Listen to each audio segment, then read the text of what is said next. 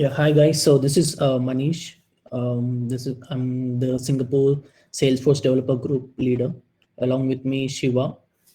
We both organize these developer group meetups in Singapore for quite a long time now. I see few have joined from other countries as well, like I think that's India as well as Malaysia. So nice to see everyone joining this group. We have two speakers today and talking on two different topics and very interesting topics. Uh, one, the first one is introductions to Salesforce CPQ by Partha. I'll let Partha introduce himself. And the other topic is Interaction Studio. Fanindra from Singapore, both are from Singapore, and they'll be talking about these two topics today. One thing to note, if any questions, you can just ask in the comments. I'll be monitoring the comment section. We are also giving away two vouchers, I guess. Yeah, two certification vouchers at the end of this session. Like after each topic, we'll have a quiz and the question would be from the topic itself. So if you're keen on those certifications, have a keen eye on the topic that we discuss. I think these two are very hot topics now. Hopefully you'll have something to take away from these two sessions. I'll hand over to Partha to start with. Then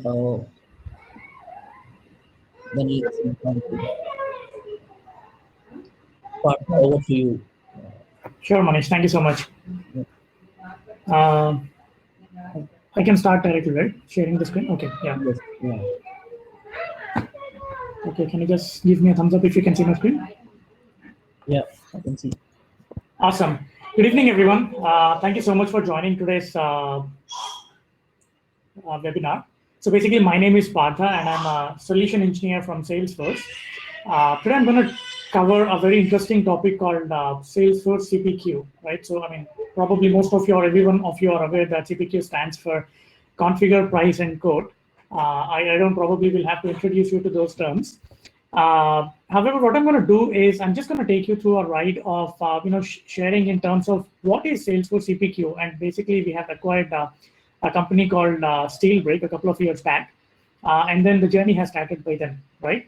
And after that, what we have done is like we have brought in a lot of innovations into it, and then we have brought in, or we have made more innovations even on the billing side. Of course, it is not to replace the ERP or finance systems of customers, but basically seed in this data or seamlessly and hand over this data seamless to ERP, right? So basically, it's not that we don't want our sales reps to access multiple systems. It's just one system or one solution for them, which is basically Salesforce CRM, so that they can do their entire lead to cash or lead to quote to cash in one single application. And that's what Salesforce CRM, right?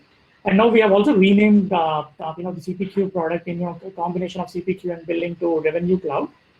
So don't get worried if you're hearing these terms. So it's all basically one thing. It's basically Salesforce CPQ, right? And let me just introduce myself. So basically, I've been with Salesforce for over 7 years.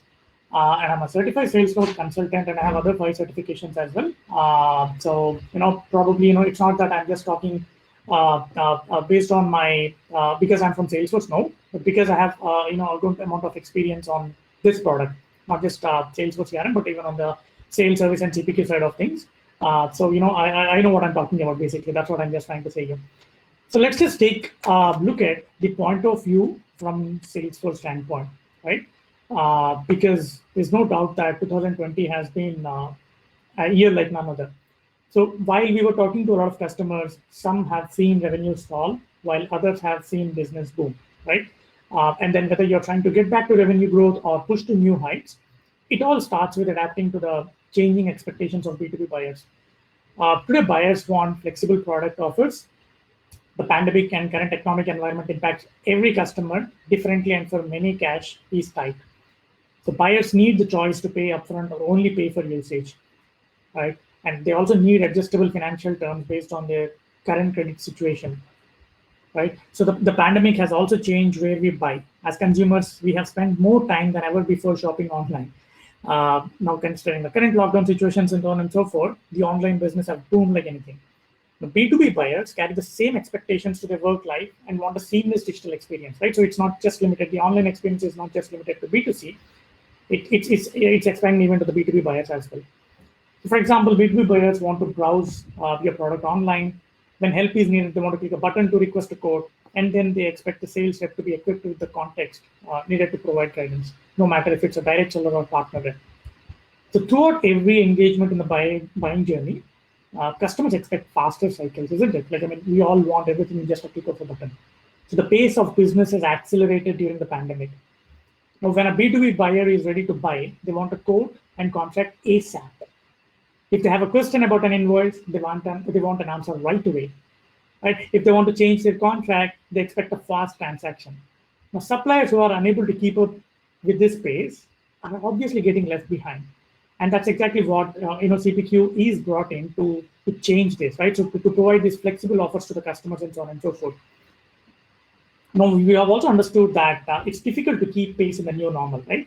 So for many, revenue is processed through a series of siloed people, processes, and systems, and the complex network is often held together with duct tape. It can be broken anytime. Now, this revenue management complexity wasn't built by design. Instead, it happens as a byproduct of growing and evolving a business. Now, perhaps you launch a partner network to complement your direct sales team and have separate systems to manage each sales channel. Or maybe you have acquired a couple of companies and they each have their own go-to-market strategy. Or possibly the desire to sell subscriptions has led you to create a siloed billing system and product catalog. No matter how a company arrives here, the result is the same: complexity. In the back end, makes it harder to focus on customer success and makes it even harder to ensure the accuracy of revenue data. Right? So the revenue data must be 100% accurate because it's reported to investors. There is no room for error in there. The complex spider web of revenue management processes makes it difficult to balance both growth and governance. Right? So as a result, many companies make decisions by asking, what can our system handle and what's best for our customer? Right? So now at Salesforce, our mission is basically to help companies connect with their customers. And how do we do that? We do that by putting the customer at the center of everything you do with the customer 360. Right? And historically, revenue was considered the domain of the ERP because it's a metric owned by finance. After all, it's a line on the income statement, right? So we believe there is a need to connect the revenue lifecycle and the customer lifecycle together. There needs to be a place for finance and revenue operations on the Salesforce Customer 360. Right? So now we as I mentioned earlier, we just started this journey when we acquired SteelBrick and made it Salesforce CPQ under the Sales Cloud. Since then, we launched Salesforce Billing to support the entire quote-to-cash process and acquired Velocity to provide industry-specific solutions, right? So we are not just going horizontal, but we are also going vertical by bringing these specialized industry solutions onto the same cloud, right? So that's where we are basically introducing this revenue cloud, so which help organizations to solve the exact challenges that I've mentioned before. So our product team has built all new revenue cloud. Instead of making trade-offs, now Revenue Cloud helps you take control of your revenue growth across every channel. Revenue Cloud allows you to connect your sales, partner, operations, and finance teams all together to create a single unified buying journey and revenue lifecycle, all the way from purchase to renewal to revenue recognition. So what's the result of that? What's the basic basic positive to take away when we connect all the systems? You have single source of truth for your revenue data, enabling automation and data insights to the person who is actually working on the ground, the sales floor.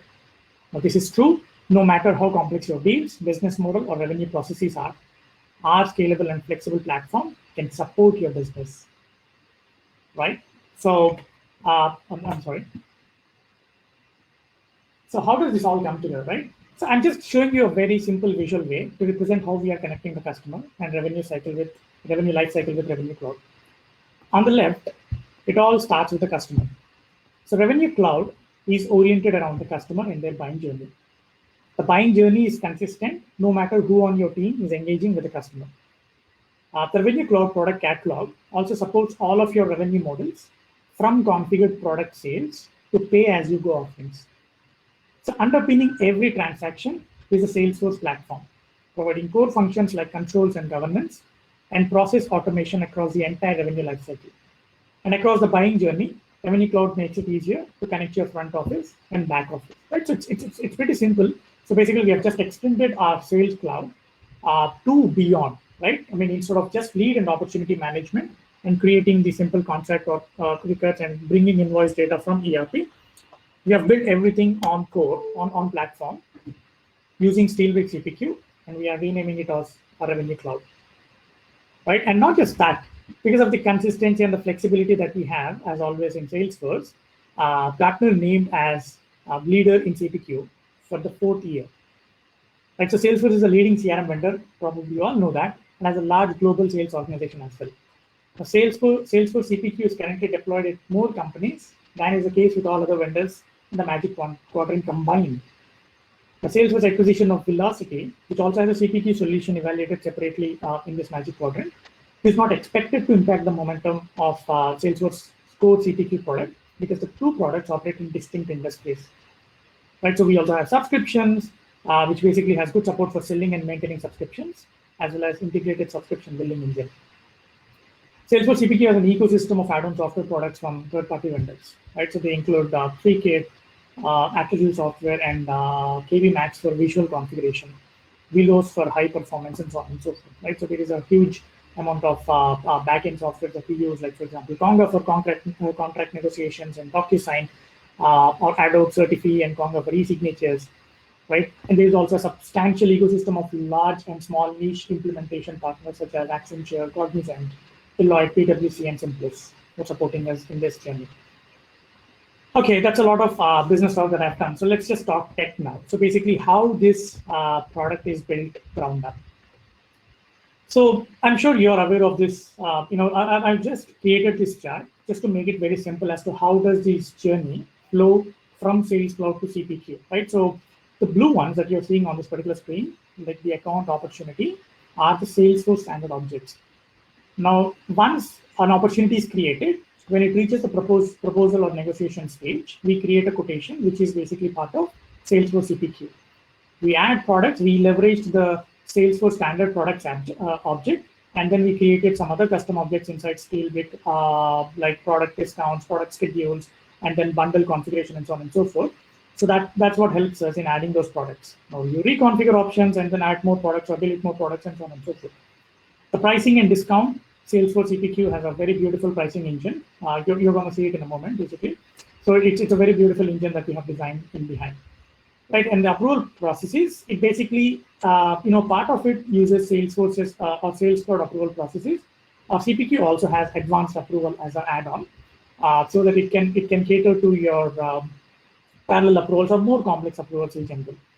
And then generate a document, which is a simple PDF document that gets created using the template that you want. You can design multiple templates for contracts versus proposals versus letter of intent, and so on and so forth.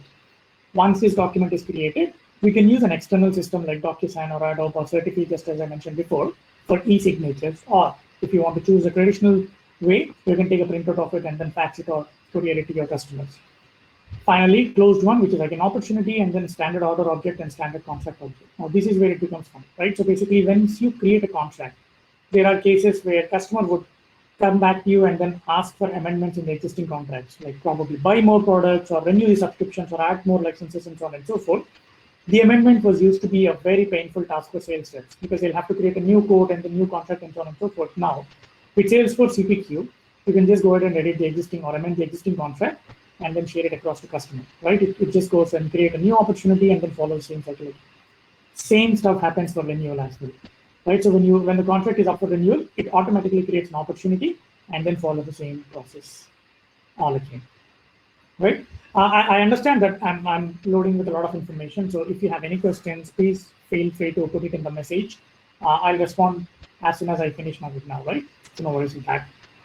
Now let's just take a sample architecture model. Right? So Salesforce CPQ and billing is an adaptable solution that you can configure to meet your business needs. There are a couple of common implementation patterns we see with our customers. One of those patterns is using Salesforce to manage the process from lead to invoice. So in this deployment pattern, reps use Salesforce to create quotations and also to close deals, which are basically opportunities. The quote data is passed to the order where sales ops team which is the backend sales or backend support team for sales reps, use Salesforce to validate and activate orders. And finally, the order data is passed to Salesforce billing, where the order or contract data is converted into customer invoices by Salesforce. From here, through an integration tool like MuleSoft, right, invoice line data is passed to the ERP for collections, accounts receivables, and also revenue recognition. So this pattern is best suited for customers who already have robust payment and collection functionality built into their ERP. Right. So now let me just show you, everything in live. So let's just see it in action. Right. So we'll just actually, I'll switch to my existing Salesforce dummy org, and then I'll show you how does this work. I'm very sure all of you are quite familiar with the screen, right? So this is just an opportunity screen. So the first step is basically once it comes to the proposal or quote stage, is go ahead and create a new quote. As soon as I click on this button, it is very simple to create a new quote. It just asks for a few simple important information. Now, just for the sake of this demonstration, I've created an existing quote, which I'm going to use as a primary quote and then click on it. So this is the screen that you see. Now, this is not a standard quotation object that you see in Sales Cloud. This is the steel brick quotation object or Salesforce CPQ's quotation object, right? So it pulls in some important information from your account, like the bill to and then ship to. Also, some introductory, the introductory description is also given in here in terms of the text that you would want to send it to your customers. Because I've selected an existing contact of the customer as a primary contact, it automatically uses the mail merging functionality and then brings in those names or those data. So what you see here in terms of deal desk is zeros everywhere. That's because I haven't added any products yet. So let's just go ahead and click on edit lines. Now, this is where you see a differentiation in terms of the traditional Salesforce quote versus Salesforce CPQ quote, right? So this is a customized or the object that comes from Steelbrick. Now, the guided selling starts right from here, right? So for a sales rep who recently or newly joined a company, there is a guiding engine which suggests, like, hey, what are you looking for? Is it kits? And what is the business segment that you're? I think few folks saying that they cannot see the SFDC demo screen. Can you see it? I can see it. I can see it too. Yeah, I think then probably it's they issue at their side probably. Yeah. Atif, maybe we'll just check again. Yeah. Yeah, I'll just go back to the. Let's see. Yeah. Yeah. Can you see the opportunity screen? Yes. Yeah. Okay. I'll continue from here then. Yeah. So once I come on to this code screen, right? So as I just mentioned that there are a few zeros in here. So let's just go ahead and add some products. Now the guided selling starts right from here. So Salesforce CPQ will also help or be a friend to your sales reps, which tells that, hey, these are the possible suggestions when you're looking for kits and in the business segment enterprise. I'll just click on suggest. There's a pre-bundled or pre-created bundle that's already available out of the box. All I have to do is click on that and then select. So what does this bundle have is what we're going to see. Now, what we have done is there are multiple products or SKUs in the products object. This is standard product objects that we are pulling these products from. So there are multiple products that's already available. And we have bundled it together to make one single bundle. It's very simple, like an assembled computer versus a computer branded computer provided by OEMs like HP, right?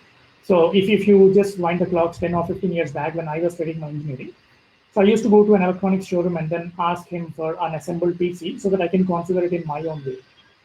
I'll choose a motherboard from Intel probably, or a monitor which is LG or something else, and then hard drive of the size that I want, and so on and so forth, right? So that's an assembled PC. Now, for a sales rep, he need not know the technicality that's involved, this RAM goes only with this motherboard, and then this is the hard disk size that is supported by this processor, and so on and so forth, right? So we don't expect the technicality from a sales rep. So CPQ will tell your sales rep that, hey, if you choose this as a product, right? If you see this closely, if you see this product, you will see this getting highlighted. As soon as you select this gets grayed out because you cannot sell a low capacity battery for a large turbine. It definitely has to be a high capacity battery. So that's what, right? So these are a few simple rules that we can configure inside Salesforce CPQ, which can guide your sales reps to bundle the like products together. And when they are mutually exclusive, these products should not be sold together because you do not want to make your customer lose on purchasing wrong products and then trying or doing harm to your actual revenue, right? So that's why this CPQ engine will help you in doing that. and few are pre-selected, and few are cannot be deselected, right? So the maintenance contract, it is mandatory for any product that you sell. I mean, that is up to this customer. It need not be the same for every customer, right? So basically, this is very simple. What I'm trying to say is, you can bundle multiple products into different sections like hardware, accessories, software licenses, and support. Like you can create these kind of features inside a bundle, and you can add those different SKUs and then create rules so that this high capacity battery will not go with small turbine. It only goes with large turbine, right? So a low capacity battery with small turbine, and so on and so forth. And a few things are locked, right? And few things are available for editing and so on and so forth. So basically, these are the rules that can be configured using product rules. The object that you're seeing here, these are the product rules that where you combine multiple products and then create simple validation rules, not in the setup, in the product rules object, in the user interface object. Right, so let me just go ahead and select some simple stuff and then, or actually deselect this and then save. Right. Now what happens is that CPQ gives me an alert saying that usually a high capacity battery is recommended with the purchase of a large turbine. So this is a warning, this is not an error. So I can choose to continue, or I can, okay, let me honor the alert that is given to me. So let me just go ahead and do that, right? So there are validation rules which will let you save the record even if you don't meet the criteria. So, those are kind of flexibility these product rules offer. Whereas a typical validation rule inside setup, it will not let you save the record unless you meet the criteria, or unless you actually don't meet the criteria. So, right, so that's how it works. So we do that, and then we just go ahead and save this. This is just what I've shown you is just one part of it, right? So we just created a quotation using SteelBrick quotation object, and then used the standard products, which is available in Sales Cloud, and clubbed them together using our product bundles or product rules, or using rules where we have filtered on the list, and then using product features, we have segmented them into different buckets like hardware, accessories, and so on and so forth. Right, so there are 4 or 5 different objects attached behind creating that, behind adding those products. Right. So this itself is a much matured way than if you have actually seen the Sales Cloud quotation, you will know the difference, right? So it is a much matured way already so far. But now you will be fascinated as soon as I come onto this particular screen and then show you more stuff.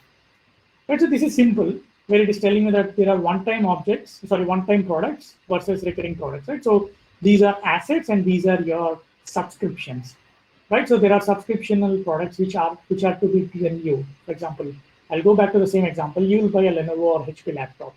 It's a one-time purchase, but the maintenance or the warranty of that is usually 3 years or 2 years, depending on the OEM. Now you can purchase extended warranty for 1 year. What happens after that 1 year if that gets void, right? So you will go ahead and renew it. So I mean, basically this renewal or this recurring option inside a product will prompt the sales reps to follow up with your customers to saying that, hey, this product is up for renewal, just reach out to your customer, or send an automatic reminder to your customers as well. So that's how this works. This is one part of it. Now, once I come here, there are different fields like start date, subscription term, few standard fields, and then the expiration for this particular quote is also preset. Right, so these 2 important fields that I'm going to walk you through now is basically the discount.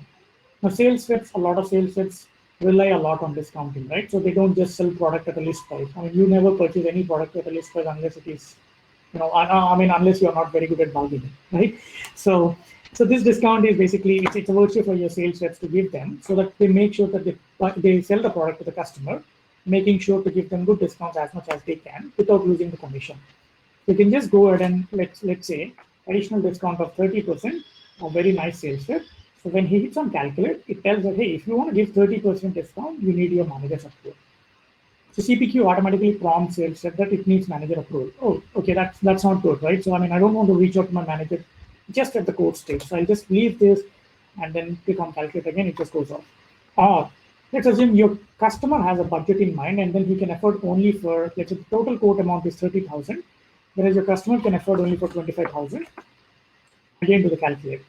It automatically gives a discount for individual line items inside your quotation, and then it prompts you which of them will require manager's approval, and so on and so forth. Right? So that's a very simple way of doing it. So you can do it 2 ways. You can do discount totally at a quote level, or even at a line item level. Right? This is at quote level where you give a 30% discount across all the product line items inside the quote, or you can just go here and then give discount either percentage or at a currency stage, whatever discount that you want to give to your customer. It's adjustment, or let's say 10% to this, and then hit calculate. This is okay. This doesn't need manager approval, right? So you can do that way as well. So it's totally fine. So it gives the flexibility to your sales reps to be able to create this quote in a very seamless fashion, without reaching out to manager at times, without needing approvals and so on and so forth. And it's not that your sales reps will have to keep up with all this information, but let system or the application do it for you.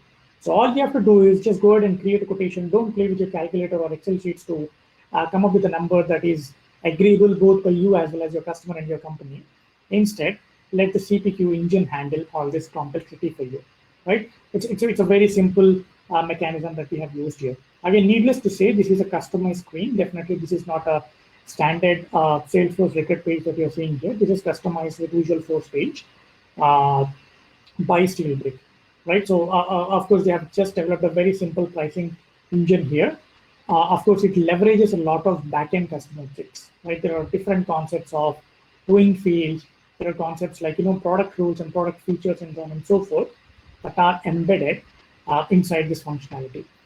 Now, once I scroll down to the right, for this one-time large turbine, I can see different discount schedules, so that it tells me what's the lower bound versus what's the upper bound. What are the different tiers of discounting that I can give to this customer, and so on and so forth. Right? You can play with this, or you can play a lot with this to make sure that this code becomes an agreeable pricing discussion that you can have with your customer. Right? So I'm just going ahead and then save this quotation. As soon as I do that, you will see that Quotation Bricket will basically populate some figures now, where you have seen $0 and every field and the deal desk information inside the quotation. Now you see some numbers there, right? So it tells you the total discount that you have given.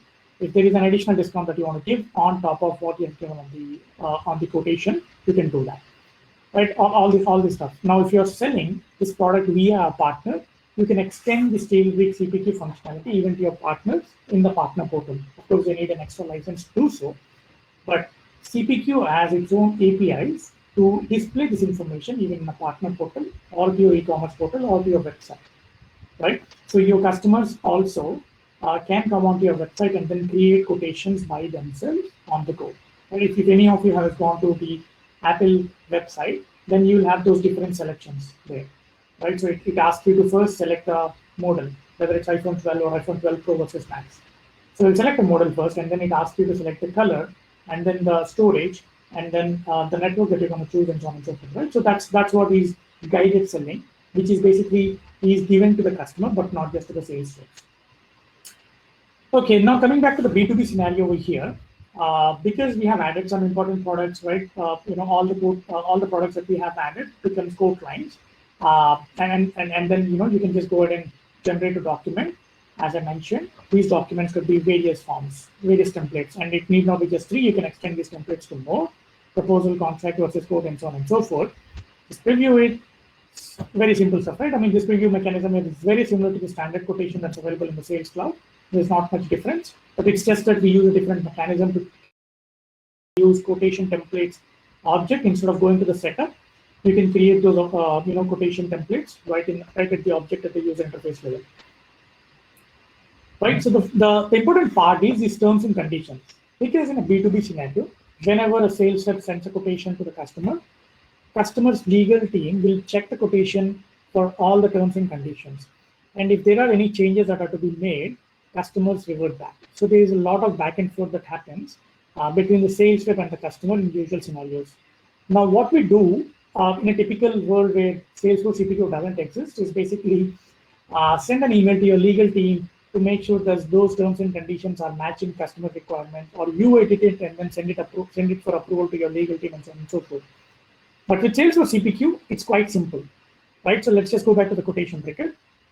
All you have to do is click on this brown arrow and then click on Modify Quote Terms. A very simple functionality, right? And a few quotation terms can be locked so that they stay standard across all the quotations, because there are some quotation terms which are mandated by your organization, and that cannot be edited at sales rep level, or no one for that matter, right?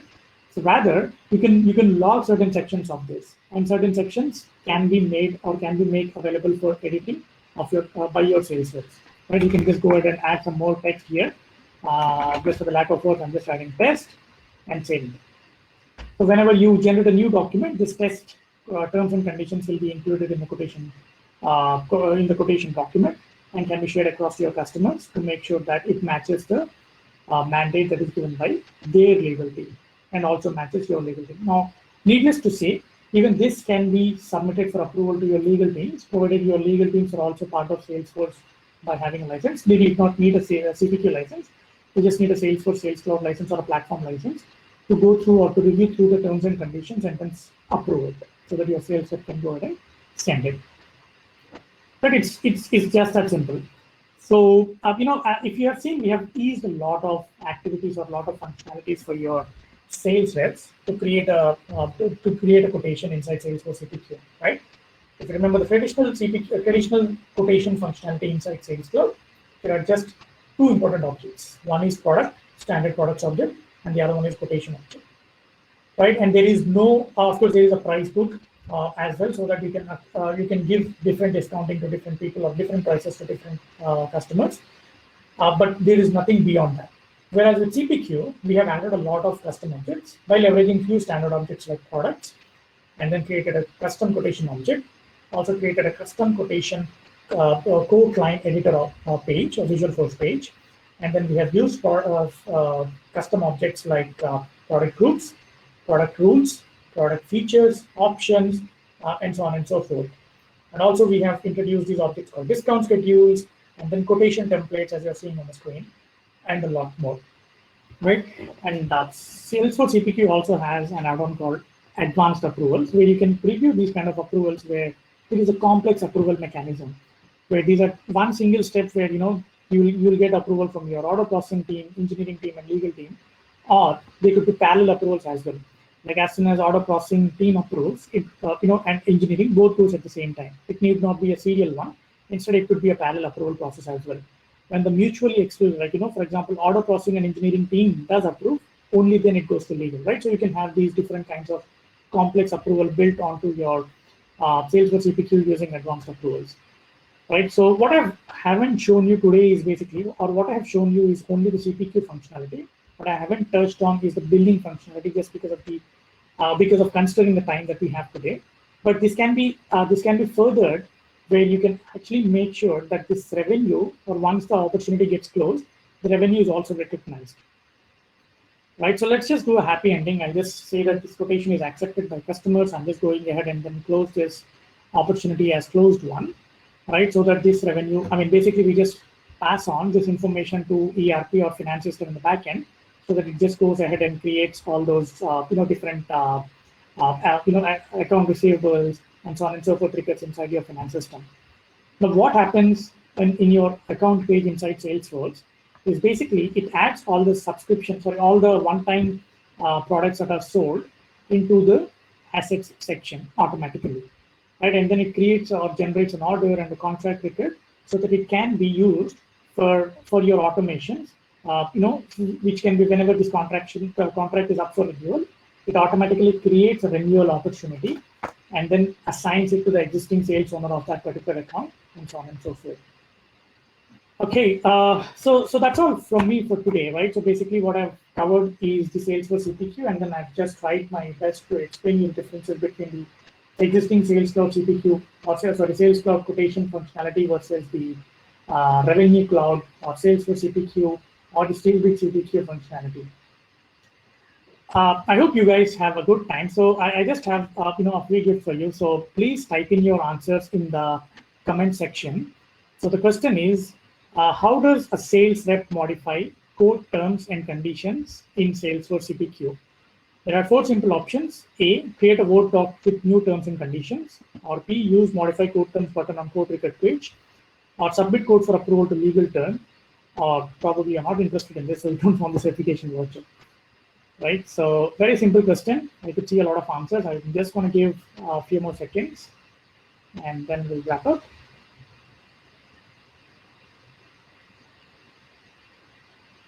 All right, the quiz ends, right? So the right answer is, as most of you have said, is B. use modify quote terms button on quote record page to be able to modify those quote terms and conditions.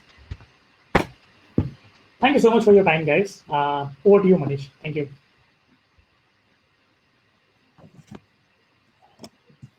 Thanks, Partha.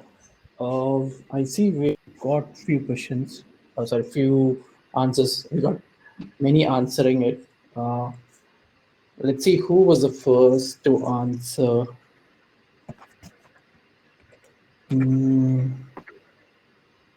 Fanindra is definitely not going to get it right. Yes. Partha, we'll send you for the speakers. It will be separate. We'll try to send you a swag for the speakers. Definitely. I think That's absolutely fine. so the next one is Dikshit. Yeah. I think you can see the chat as well, right? So we'll go with Dikshit. Dikshit, maybe you can send me, DM me your email address. I'll contact you again with the details of the voucher. I think a lot of them have already answered. I think most of them got it right. So I think that's nice. Nice to see Partha, because I think they've understood what it means. Or maybe my question was simple. Yeah, the question is simple. Okay, I think one question, Partha, from Dikshit. So I think the question, hope you see the question right. I think they're asking how, can you briefly explain like how approval field is coming up with images? Any price rule have you used for that or something else? That's a good question. Yeah. So the approval field is basically, yes, we have used, there's a backend approval engine that is used inside Salesforce CPQ. Of course, a part of which is Apex and a part of which is out of the box, right? So every product inside, we have added some custom fields inside Salesforce CPQ, the actual standard products object, like which will have different types of pricing, like one-time, percent of total, and so on and so forth. Similar to that, there is a discount cap. There is a discount section inside, the product record inside Salesforce CPQ. So that discount will define as to how much of the approval level can be, how much of the discount can be given by sales rep. And also, there is a discount schedule that becomes part of this engine, right? So we have combined multiple objects together and then used Apex to bring in that approval field automatically onto that Visual Source page. I hope that answers your question. I'll actually type in the answer in the chat as well, just to save some time.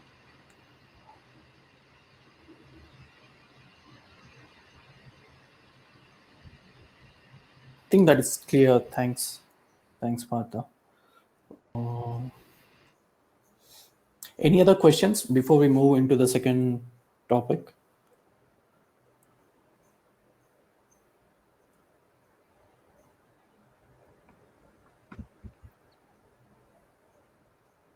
I think none. I think then Funny, you can start with your session. So the second topic we have is Interaction Studio. This is more from Marketing Cloud point of view.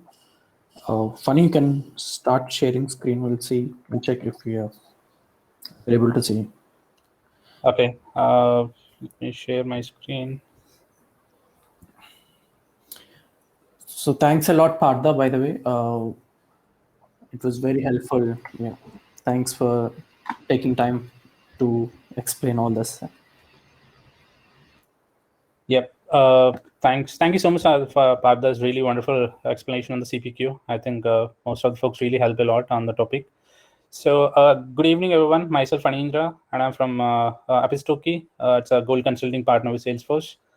And let me have a brief. So expertise levels with, we have so much of expertise levels here and so much of people working with us on different verticals. And we were there in the industry from the past couple of years with and achieved a gold consulting partner in the last year. And pretty much this is what I'm working for. And I'm really happy working with the company. And we've learned so much of things in this.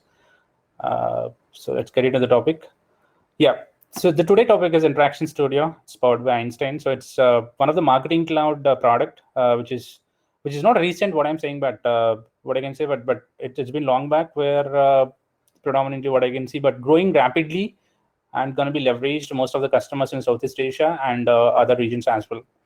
So everybody knows that I think Marketing Cloud is one of the multi-channel or MarTech platform which can help us for different channel across, whether it is a email, mobile, SMS, push, or real-time personalization, or one-on-one personalization with real-time, or reporting capabilities, and on top of it, the line string capabilities. So combination of all the products which eventually evolving on a digitalized ecosystem within Marketing Cloud.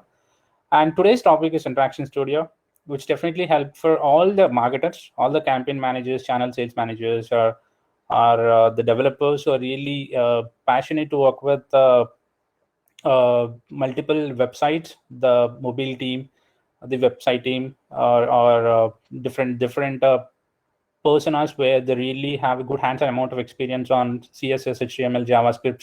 So these are all the personas across the globe where they want they can start their career with interaction as well. There are a lot of opportunities with this. And when it coming to the interaction here, like it's one of the best tool that what I've seen so far for the Marketing Cloud, which eventually gives you the real-time one-on-one personalization for unified customer experience levels. So it captures an individual insights and understand each personas and affinities and intent. And also it has a more AI capabilities, and it have a coordinate engagement everywhere with connecting online supportable and offline moments as well. So everybody asked me a question saying that, so I'm going to purchase this product, but what is an advantage gaining from this? Like, the simple question is like, of course. So initially we don't have any unified customer profile to behavioral segmentation or a trigger-based recommendations, or you don't have systems to connect to silos your data into one single platform and then use this platform to personalize your customers and send relevant notifications or relevant messages to the customer, right? So we have a DMP, we have a interaction platform to combine together, which comes with the customer 360, right? And when coming to the action with personalization, what I mean, like, so I'm a customer and I know I have a Twitter, I have mobile. Nowadays everyone has a mobile, and everyone's seeing what's happening inside the globe, and everyone want to click something and look into it, what exactly happening, right? So all these interactions, every small interaction that what you're doing here inside your website, inside your mobile or anything, everything can be engaged into one single platform, and you could capture all the insights into one single platform called interaction, and then out of it you can build a reports out of it. Essentially, you can identify the personas, what they're doing it, whether it's an anonymous or known customer or unknown customer. And after that, you could find out a B2B level customer or B2C level customer. So you can stitch in their identity, and then to understand their profile and to understand their intent, what kind of browsing they're doing it, and to provide a best recommendations out of it, to build some kind of a testing exercise to for the personalized content for your customers, and to build some machine learning algorithms on top of it. And it supports all the machine learning algorithms within the product level, and it has some experiences where, of course, I'm getting a data from different platforms, so different personas with B2B, B2C, and I'm gonna segmentize customers, which if a person click on so I need to show a pop-up. If a person going to different browsing availability within the website, I'm gonna give a relevant content for them to close the deal, right? So that level of act that we're going to give an experience with interaction platform.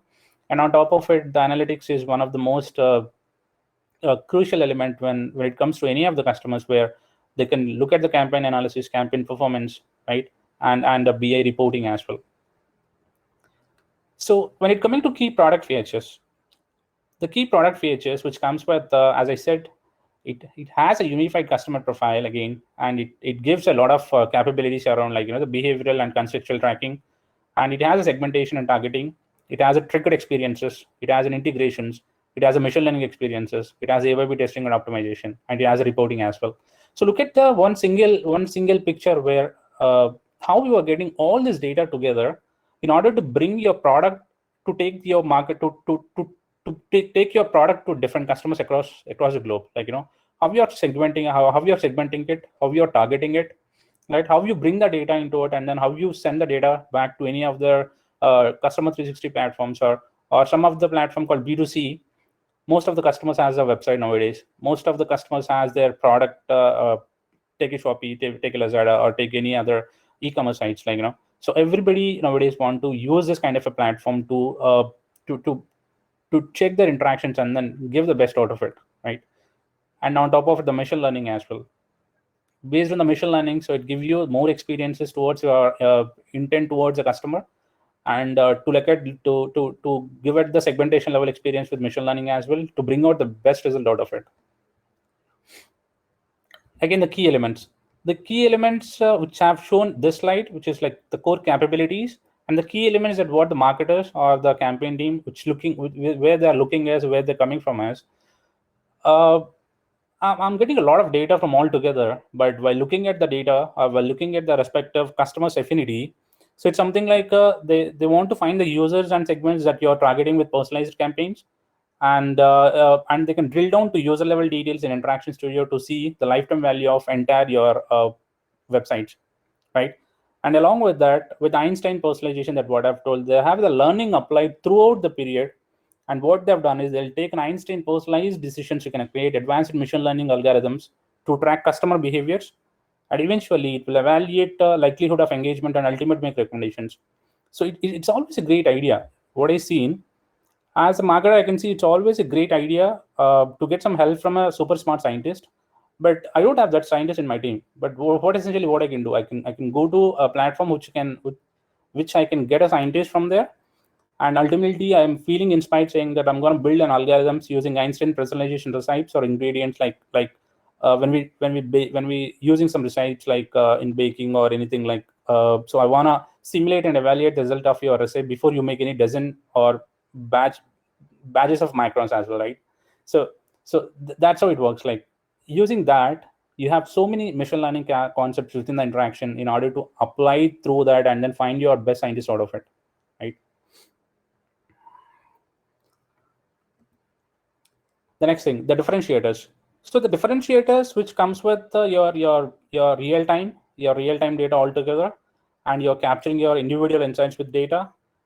You're capturing your personalized experience with one-on-one level, and you're coordinating engagement everywhere. Like suppose I have a website which I'm doing online business, but essentially where if I have stocks, where when I come to early morning 9 o'clock where the stocks open, and at evening 9 to 5, it's going to be up and down. Like, when I'm in an offline where my websites also provide a personalization in the stock news or stocks information or what kind of business is going on within the top level stocks.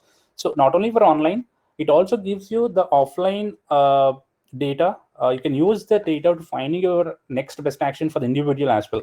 So you can find those people and then use that data to sending to the journey builder, and then you could send some trigger email in terms of any promotions or any coupons or discounts to get your stocks up and running in the next day as well, right? So altogether, this is how you personalize your entire customer experience. And again, everybody want to see, I want to test before do anything. I want to analyze the experience of what the platform is giving us. So to complete the scientific method again, so you need to test your hypothesis. You have to optimize your personalization campaign and customer engagement effort through testing and analysis.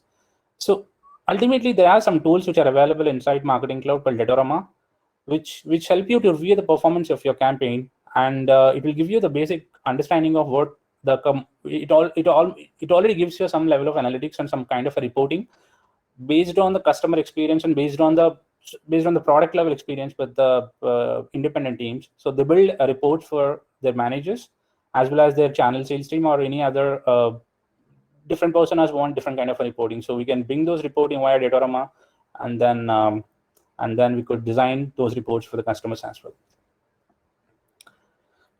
Next, this is a very important element. We understand the point number one, we understand the interaction platform, we understand the personalization, we understand the value that is giving, we understand the artificial intelligence, and we understand the texting execution and the reporting capability as well. But the real intent comes with data collection and an integration. So the data collection, so everybody thinks that you're saying so many things, but you're not showing exactly the data will be collected. And is there any capability or the opportunity that I can create more attributes within the platform in order to segmentize my data, right? Let's dig into it. How the Interaction Studio real-time pipeline works. The complete work orchestration. I'm a customer, I'm Faninja, where I'm browsing my website, or I'm browsing Bistoki's website, where looking at their experiences, looking at their products, looking at their implementation done so far on the different level of different level of Salesforce products are out of Salesforce.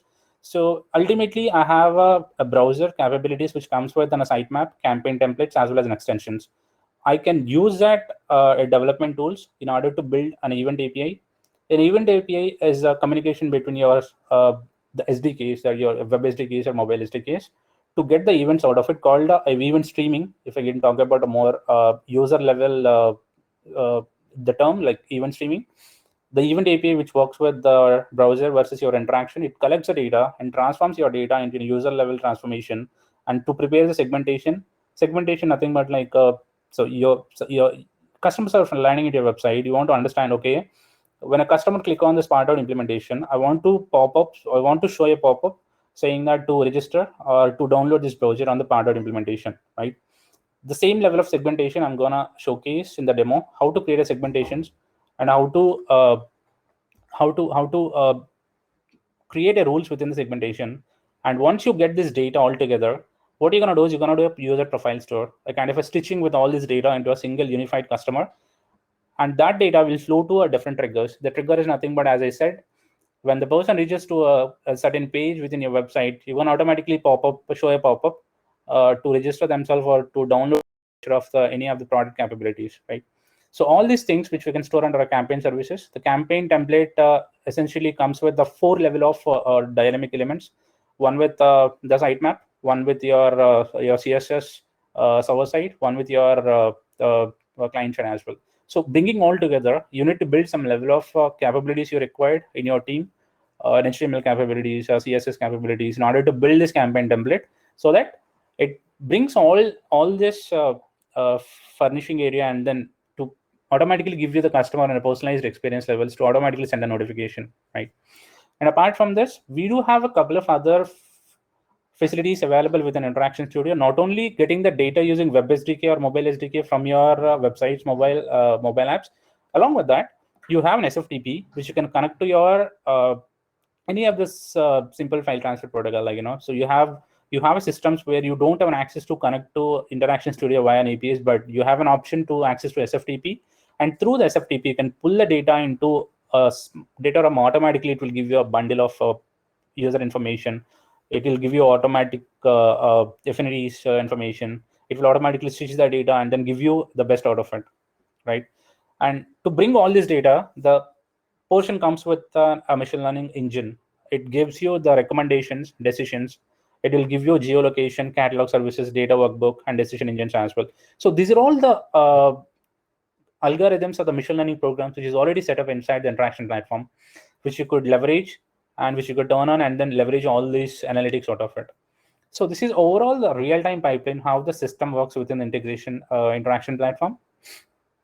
Next thing is de-siloing data. So everybody asked me, okay, you said the process and the operation, how it works, but we should understand more towards the integration methods. So from the developer perspective, everybody thinks like you've shown something funny, but want to understand how to connect and how to get things done. Like, as I said, there are 6 elements within Datorama, within Interaction Studio, which can give you file import export through SFTP. Real-time APIs are available to connect with interaction platform to bring your data into it. And a JavaScript Web SDK, which I'm going to showcase in the current demo how it works. A JavaScript Web SDK, which can support for your websites, and iOS, Android SDKs, which you can work with, which you can embed this SDKs directly to your mobile apps to fetch the data into Interaction Studio platform, and along with Lightning components for CRM. So a Lightning component, if any of the customer purchases this interaction platform, where in Salesforce we have a components available called Lightning component for Interaction Studio, Studio to bring out the user's unified profile, and along with their personalized recommendations as well. The content cards, everything will be displayed in within Salesforce CRM, where sales and service can see what exactly happening with interaction as well, and along with open time email. So these are all the integration methods which you can use to de-siloing your data as well. Again, yeah. So this is where like once you understand the data coming into a platform, next thing is, so can you create an attributes? Can I do a conversions? Can I do a behavioral analysis? You can see here what are all the systems that we have leveraged. What are all the systems that you have leveraged, and the attributes? What you see here, the identity, predictive, demographics, geographics, life cycle, and other the attributes are available within platform. And the conversions like the web purchases, store purchases, and different type of behavioral data as well. Based on the click, you can get the click data, times, how much time this customer spent on this website, and the campaign engagement. And along with you will directly raise the cases as well. The case which is going to be raised by any of the customer will directly check is one of the behavior, and then the data will be flow to Salesforce and bring out the customer ID of the Salesforce to interaction. Apart from this, the system can leverage a couple of attributes of CRMs, loyalty, and transaction-wise like POS, ATM, branch, OMS. So all these terminals are available to bring the data into interaction. And along with multiple engagement systems as well, like ESP, AdTech, IS, mobile app, call centers. So these are all the end user element that the customers can leverage, where all these engagement using these channels, which you can bring the data into interactions. So wherever the person resides, you're pulling across the data source, across the data using all these data sources, right? Again, the user attributes. Once you get the data sources, these are all the user attributes available with an interaction. These called an identity attributes, which you can see: member, company, email opt-in, first name, last name, and all the purchase information and all the details. So this is where it comes with like the real-time stitching and identity management. So you have the person, an unknown user, landing your website where you will get a minimal information of the person. But when a person, based on your coding capacity, you automatically throwing a pop-up to register or to download your website, you're asking an email ID. Once you send an email ID, automatically the person will convert into a known to an unknown customer. Sorry, unknown customer to a known customer using a profile stitching and identity management. So these are all some of the unified individual unified individual profiles with different industries, how they look and feel inside Interaction Studio.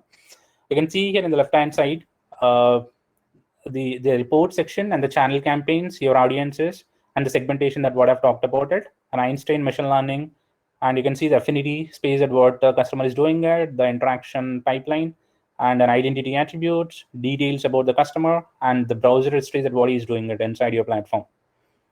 Along with this is the financial service industry. You could look at the financial and service industry, which comes with insurances, what he is browsing, insurances, what he is going to purchase. Every data you have included here. And you have your B2B and B2C profile. So a real-time individual profile that I'm going to showcase now as a part of the demo, and the real-time individual person, and apart from the account profile, B2B.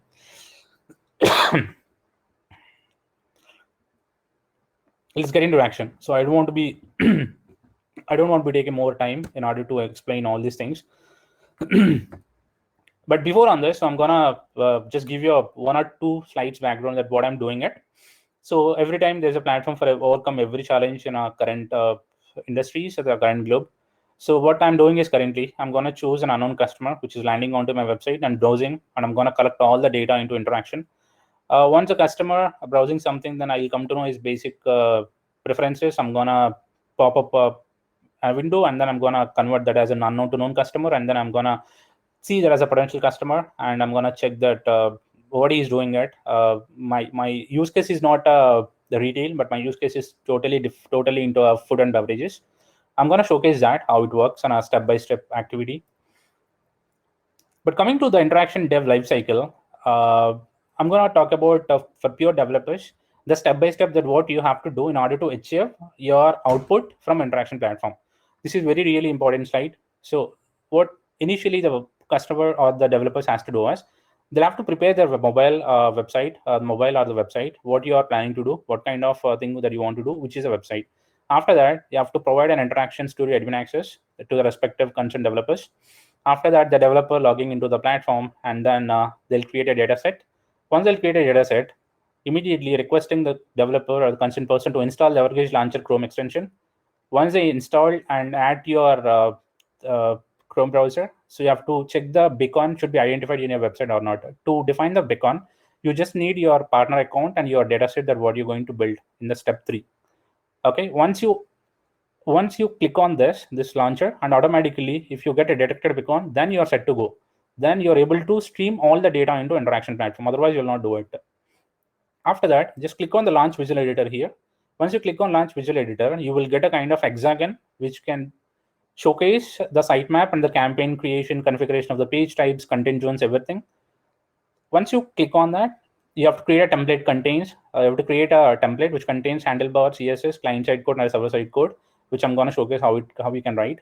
And after that, you have to set up the content zone. Content zone, nothing but like when the person go on a different content, what kind of where the person is going and what kind of pop-ups you want to display, or you want to display some kind of the home page, or you want to display whatever you want. You want to define some content zones. And after that, once you set up everything here, you have to create a campaign inside your, you can create inside your Visual Editor, or you can create inside your interaction platform as well. Once you've done it, once the customer browses to define the customer segmentation and rules inside the interaction platform, segmentation, that what I'm talking about, right? Once the customer landing into the website, based on some level of pages or whatever you want, you can build different segmentation, different rules. And once the define segmentation, then you will build a reporting for segmentation and all the elements. And after that, you will get the result called unified customer profile, and you can see the event streams as well. Okay. Without delay, I'll jump onto the demo. So I've logged into my Marketing Cloud. So this is my Marketing Cloud user. So the first step what you have to do is, you have to go to the users. And the person that what you're going to give, you just select the user and then just click on manage roles. And within the manage roles, requesting to give additional permission for Interaction Studio.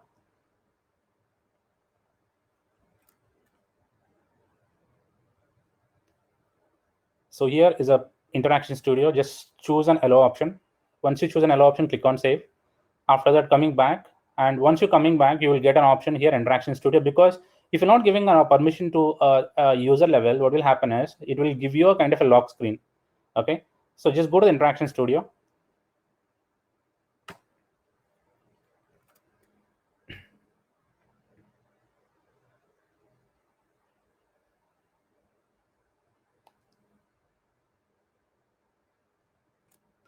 Take some time to load the page, but it will come. Yeah.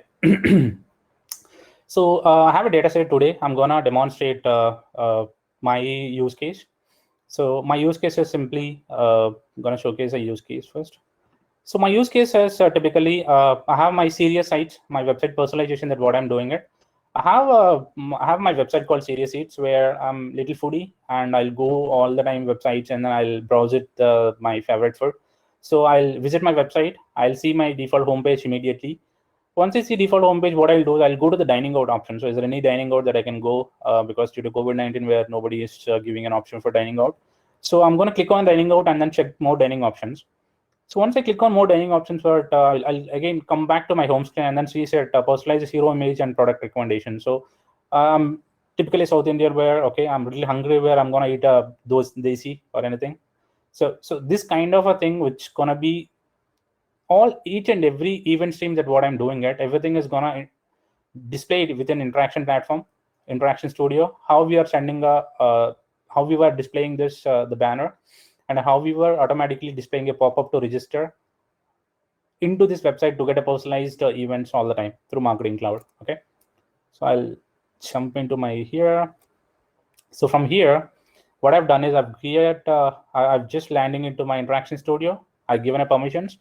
Once here, what I have to do is you have to go to the manage datasets, and then you have to create a new dataset altogether. So currently, you just add the ID and the name, and then just click on OK. So currently, I've already created a dataset for the part of the demo called Serious Eats. So my dataset, which contains all the data, what are all the details that what I've done. So I've created my campaigns, I've created my web campaigns. The email campaign I've not set it for, but this is the campaigns and goal history that what I'm doing from day one, from till date, how many impressions that I've done it, what is the click through, what is the goal competitions, and some of the times where the visitors are rapidly visiting my website, and then I can see my visitors details as well, my returning visitors, how many number of visitors, total visits, and all the details. So I'll just go back again. So once you create your data set, immediately what you have to do is you have to go to your website, what I'm talking about. Just go to your website. Okay. So this is my website. So what I can do is I'll go and then I launch my Evergage launcher. So here, what you have to do is you have to install your Evergage launcher, and after that, what you have to do is You have to choose your partner account, and whatever the data set that what you have created, just click on just enter the data set name, and then just click on Visual Editor. So once you click on Visual Editor, it automatically take you to the Salesforce. It automatically take you to the backend Salesforce screens. So here, what you can get as, so let me choose.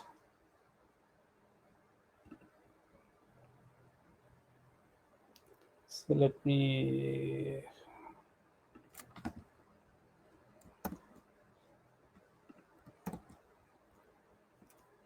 just get my history, because it's just taking my cookies. Required for cookies to clear browsing data. Last 24 hours.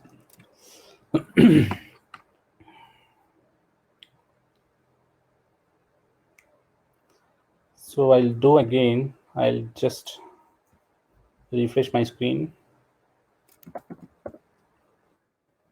So here I'll just launch my. I'll just use a Visual Editor.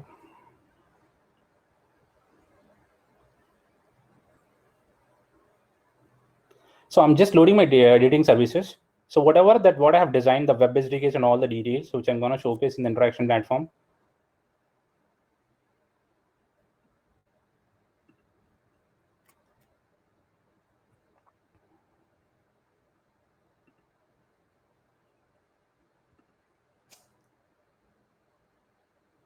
Oops.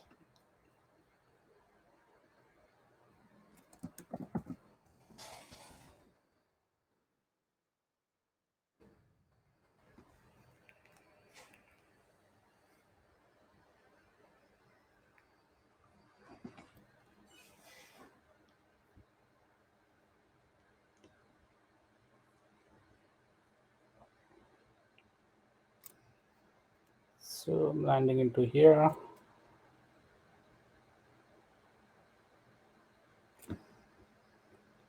So I'll go to my web campaigns.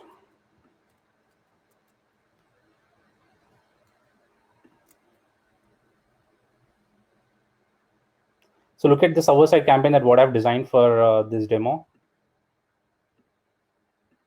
It's already archived. Let's look at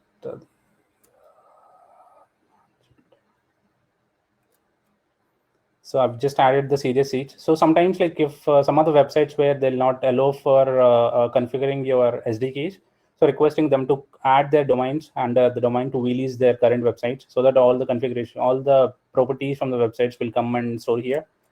So let me check again. Let me open up Cognito. So I'll just go to the event stream. So currently I don't have any event streams because my data set, I've not selected any data set. But for now, what I can do is I just select my serious seeds data set, what I've done. So here I'll go to my campaigns at what I've designed for this serious seeds. I have two campaigns which is designed, one with email sign up and one with banner POC. For the email sign up, I can see what I have written are rules. So the rules is, I'm gonna show the event account segments. So these are all my rules which I've set up for, like if the person is not visiting from last 14 days, so you can just look into it, your engagement score, your visiting from the last 7 days, or it's more than 10 actions, or you can create a new segment altogether, which can details about your personalization. Add a new role saying that your category, you want a campaign, your maybe test segmentations, or you want to build an actions. Set an action if the person click on any one of the, or if the person time since first action comes. If your user did that one, just choose an action that what you have designed for as a part of the your campaign template. So once you design these kind of rules, automatically it will give you an action, preferable actions within the website as well. So what I can do is I'll just go once again to the event stream. I want to showcase the JavaScript integration. So here, whenever you design your Evergrange launcher, what you have to do is in the first time, you have to take this entire URL.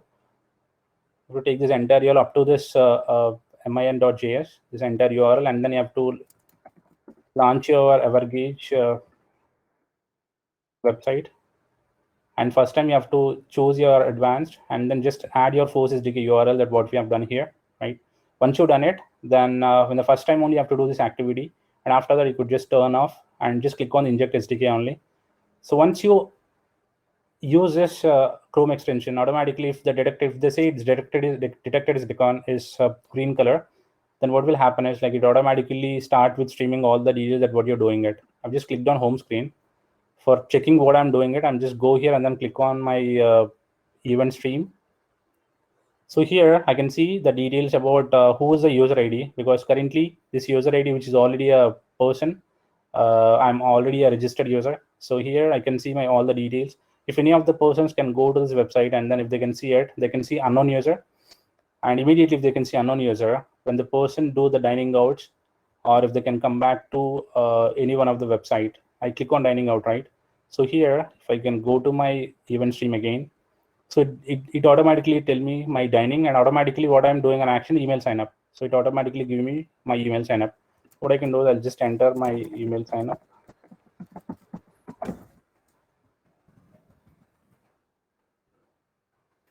Once it is done, so I'll go here again and then I'll check it out. The email sign up has been done.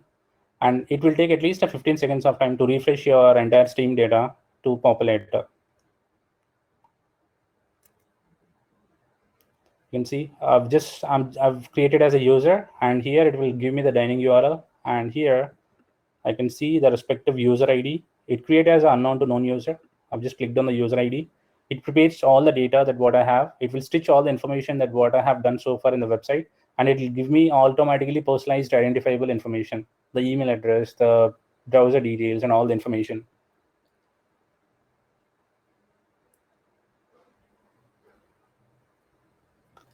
Let me showcase any one of the users. So I'm going to bring about this. As you can see here, I'll get a different ID together, but here I'll get my own ID, that what I have done for initially. So here, what I've done from the last week, I'm on an average, I'm just visiting this website. My engagement score is 40%, and I could see my details about how much is the visit info. Automatically, see the email address already captured as a part of the identity attribute. And from the CRM integration, it automatically captures the Salesforce contact ID when we integrated with Salesforce to bring out the data, and then the cases information also will flow to Salesforce in the later point of time. And it was a segment membership.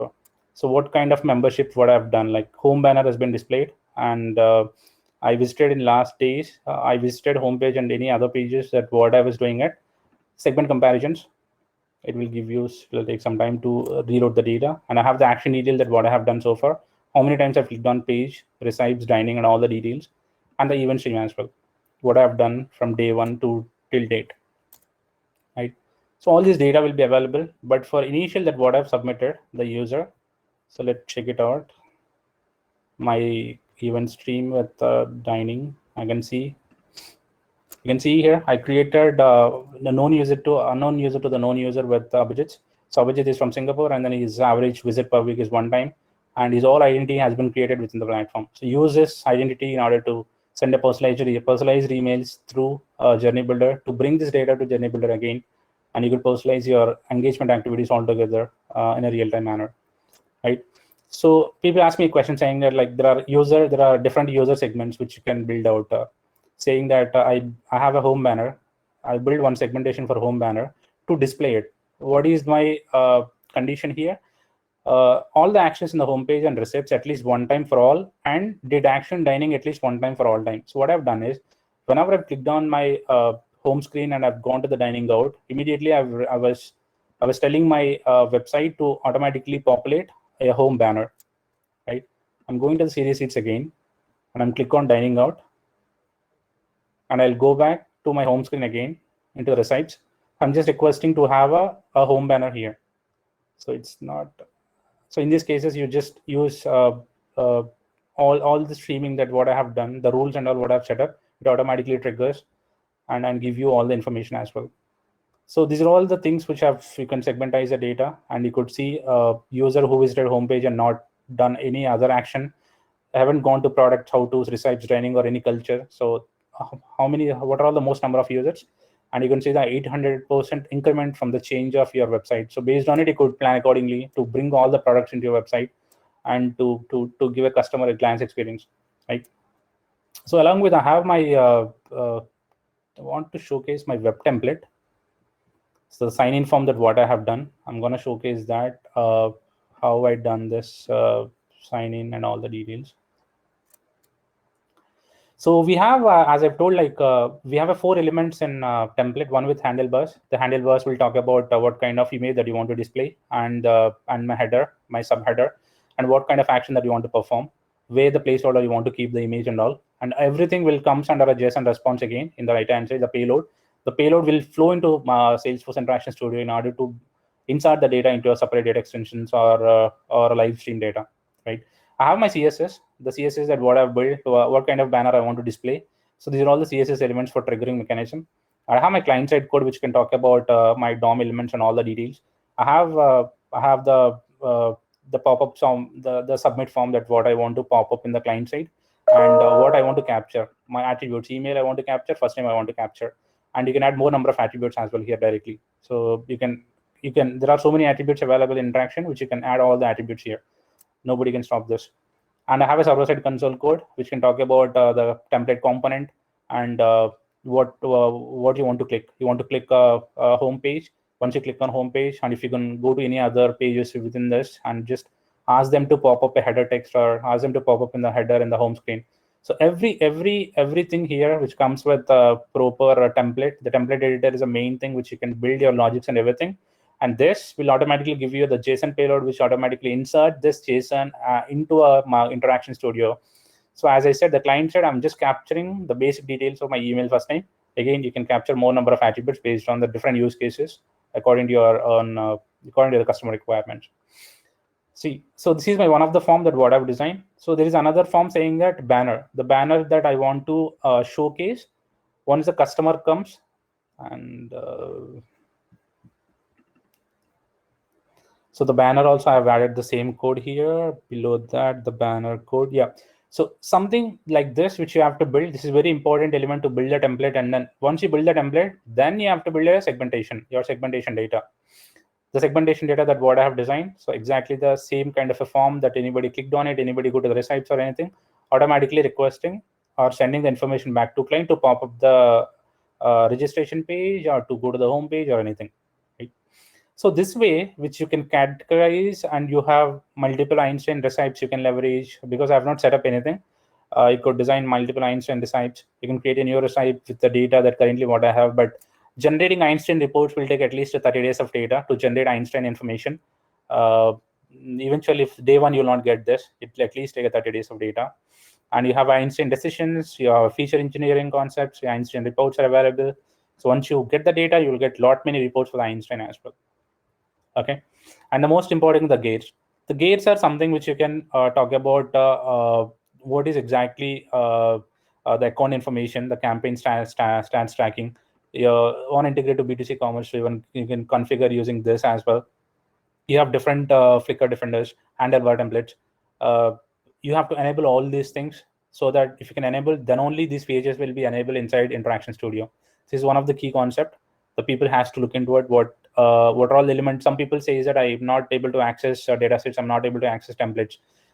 The reason is you have to go to the gates and you have to enable all the permissions for the gates. Okay. So pretty much this is what the demo that we have designed for Interaction Studio. So this is the home screen for dashboard of my entire data set of serious leads. It gives you all the details of customer interactions. So that's it from my side. And apart from this, you have some catalog service also, which you can leverage to build more sophisticated out-of-the-box capabilities for your customers. And you have your complete channels as well. You can inject your web SDK, mobile SDK server side, and you could use a POS terminal to connect to server side as well to get the data, and mobile, email, and website and third party. That what I said, you can build an integration setup for third parties as well. Okay, so I'll quickly go to my thing and quickly wrap the things. So this is what the personalization that what I have showcased team, and And on top of it, this is one of the cross-channel personalization with as the same thing, like, when the person goes to website and automatically it give you the registration page and it will bring the data to known to unknown to known customer.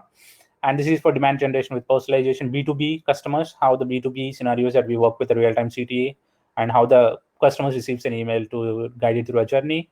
And this is the functional architecture. It's a high-level one, which you could which Manish going to share the presentation, and then you could look into it. So all the CRM elements, Customer 360, B2C cloud, and how the inbound, outbound interaction platform, marketing cloud, Datorama, client side engagement works with this entire functional architecture. And pretty much that's it, team.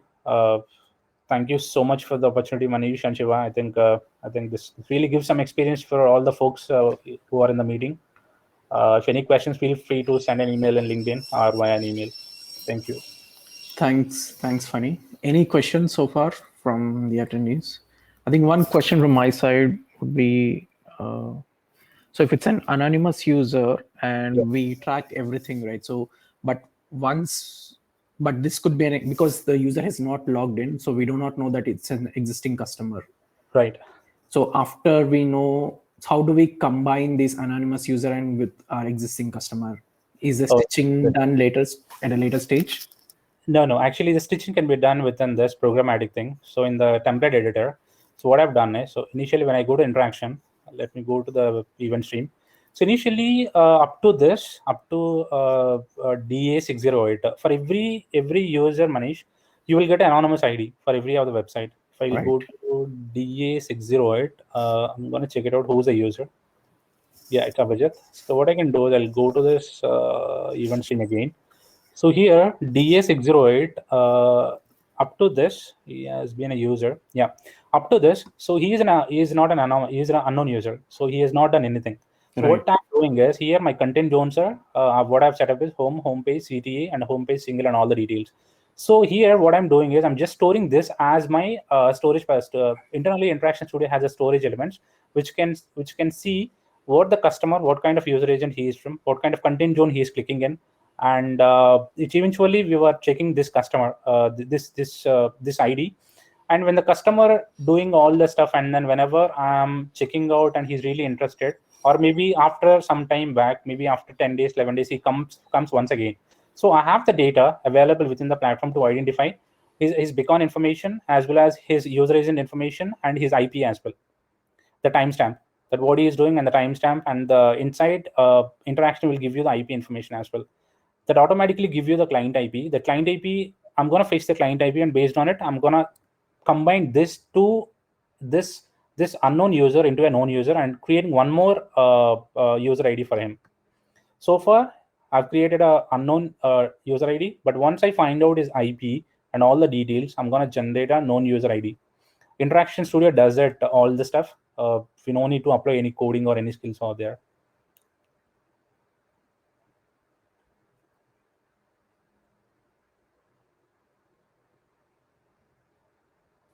Okay. Yeah. I think few questions we got from Meena. What kind of event streams can be populated? Event streams that we could design those streams. You can build a lot of content zones inside your template editor. So in the handlebars, I have told my my client to have a lot of recipes to showcase. Let's suppose take this example. So I have used my Evergage launcher that I've connected my entire SDK to the website. So I written a code for recipes to when I click on recipes to capture this information. When I click on how to, anything in the website, not only for this, when I click on dining out, or when I want to show these images inside your interaction platform, anything which you can capture, all the data that what you want to capture, you can capture everything inside interaction platform. You just need to manage your programmatic skills within your handlebars.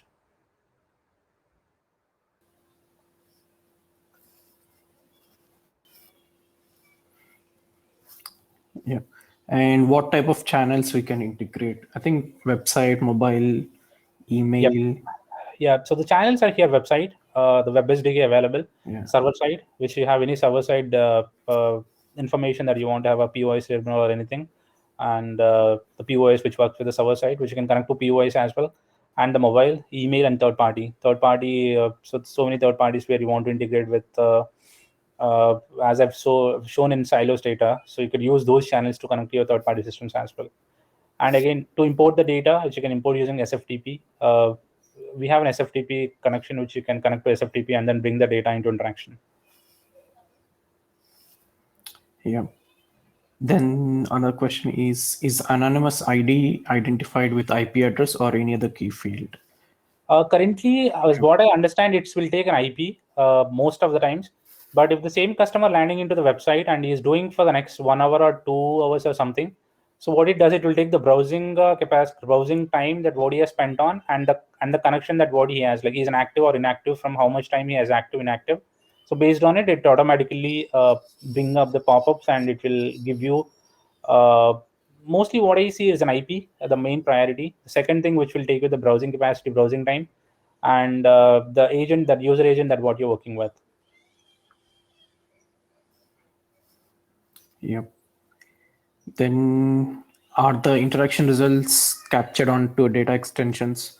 Like more like how to export these results, I guess. Okay, it's again a good question. So we have an operation that we have not set up for this, but we could use an automations to bring this data into an data extensions, and then we could play around it. And that is a main key, which you are leveraging a journey builder as well. We can connect directly to this interaction event on our, so the event stream here, right? So the event stream will help you out to bring the data into data extensions via an automation. And through a journey builder as well, you can connect to interaction to personalize the emails, to send a personalized emails to the customers. Right. Yeah. Then can we integrate Social Studio pages or medias? Social Studio pages, as in Facebook pages, is that the question? I guess, yeah. I don't think so, because Facebook pages and all, if you want that Facebook pages, why don't we leverage a Social Studio or Social Studio platform? Because this is more towards a personalization, which comes with the websites, or what you can do is like we can.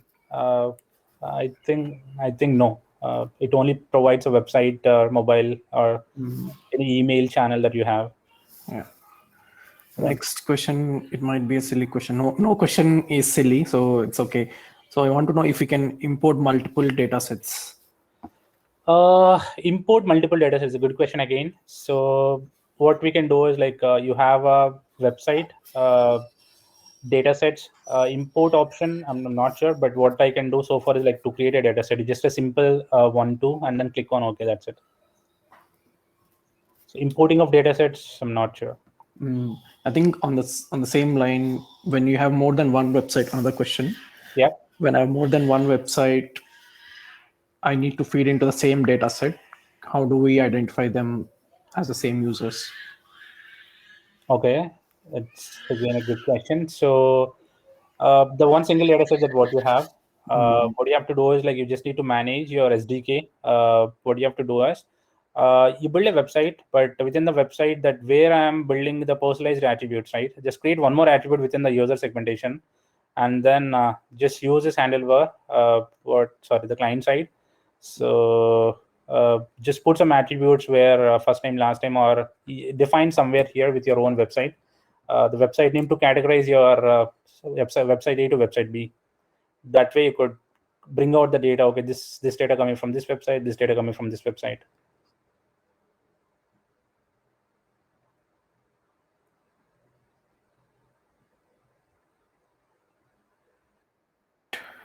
Do we have lookalikes as in DMP?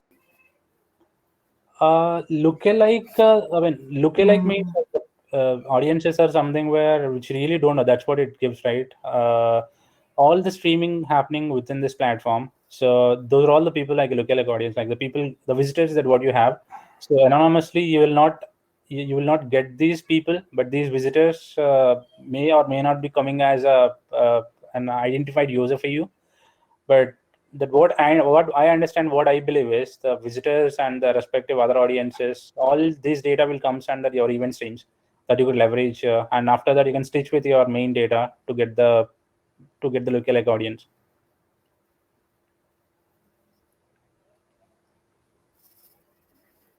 Yep. Another question. So if you have follow-up questions, feel free to ask again. So another question is, any website can be integrated like YouTube channel or say like Twitter, etc. Okay, Twitter or anything public websites. I'm not sure because I don't know whether they'll accept this information or not. Because as I said, for the serious sites, serious sites as well, I've just added that into a V-listed domain, and to access, I'm accessing this website. But for Twitter, Facebook, and all, really not sure whether they're going to allow to get the streaming data into this platform. Like more like their own company social media pages, right? Yeah. So yeah. So I think it's a good question. Again, we can try it out. Yeah. I think that's all on the questions. A lot of good questions. Okay, one more we got. Can we group the users based on the region or locations? You can do it. Yeah. That reporting is highly flexible, which you can do it. Mandy has replied, if you own the YouTube or Twitter page then it requires development on the website to be integrated with Interaction Studio. Exactly. So what you have to do is, so let's do one thing. So let's take the iframe of the website and then put that iframe somewhere in the clickable action through handlebar, and that automatically capture the details into your event stream.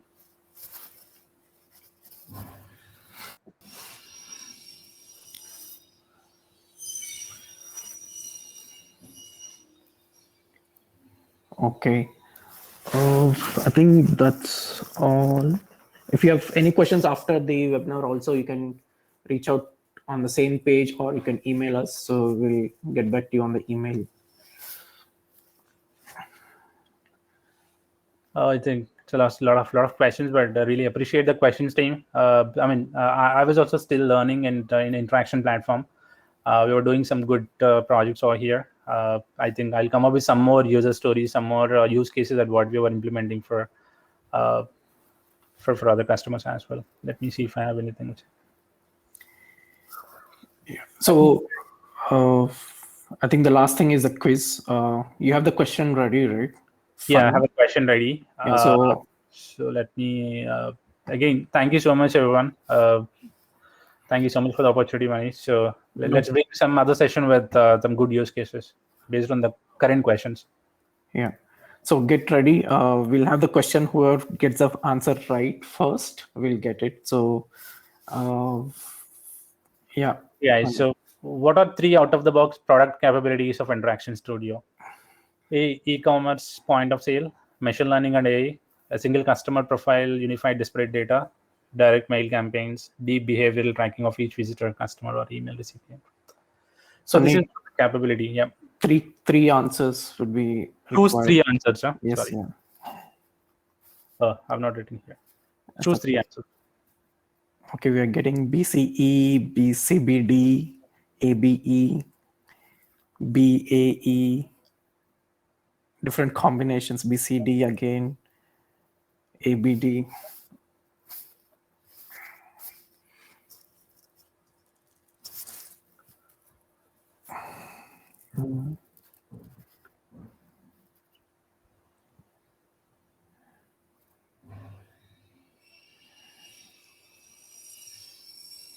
Okay, let's see if I'll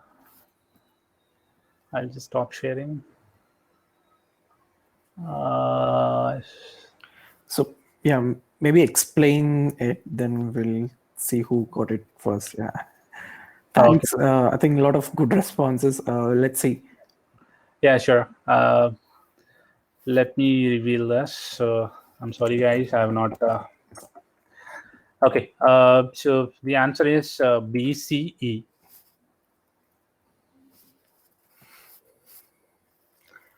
Prashant Vardhan, I think, is the first one. We got a lot of BC at the top. Venkata also got it. Yeah, I think we'll give it to Prashant. Thanks. Maybe you can explain what the other 2 options, why they are not. So A and D, those are not the standard out-of-the-box options. Yeah. Yeah, so e-commerce point of sale feature is not a out-of-the-box capability because it requires an integration capacity that's server-side and all the details. And machine learning is AI, which is already inbuilt that what I have given the capability pillar. a single customer profile that unifies disparate data, which you will get the clear picture of each individual, right? Kind of unified customer 360. And direct mail campaigns. Direct mail campaigns is not at all a capability within this interaction. And the deep behavioral tracking of each visitor, customer, and the recipient with business context. So this is what that we have demoed. Apart from A, that we have demoed the other two. So the number A and number D essentially is not an answer. Point number B, C, E are the answers. Yeah. Okay, guys, thank you so much. I think I've taken 10 minutes more extra. So thanks for staying together and in this COVID situation, and stay together and stay safe. Please wear mask. Thanks, Fanny. It was very useful. I think a lot of questions. So people are very keen on this topic. So thanks a lot. Prashant, you can email me your email address or just send me a message directly. I'll reach out to you also. So that's all, guys. We'll do it again. We're planning another session meetup next month again. So we want to do it more frequently. If you have any topic suggestions, you'll get a feedback email. So send a response on that, on what topics you want and how we can improve this session. So all feedback would be considered. I'll stop the recording. Okay, that's all.